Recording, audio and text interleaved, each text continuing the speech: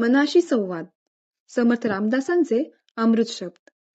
ज्याच्याकडे जे आहे त्याला त्याची किंमत कळत नाही आणि जे नाही त्यासाठी मन कायम अस्वस्थ राहतं. समर्थ रामदास स्वामी म्हणतात, मना सज्जना संतोषी रहावे, जे मिळेल ते ईश्वरी मानावे. याचा अर्थ असा, सज्जन मना, जे आहे त्यात समाधान मान.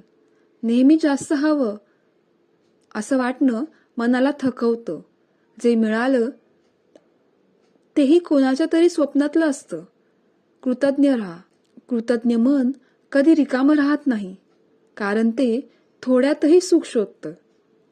आज स्वतःला विचारा, आपण काय कमी आहे याकडे पाहतो की जे आहे त्याबद्दल कृतज्ञ आहोत?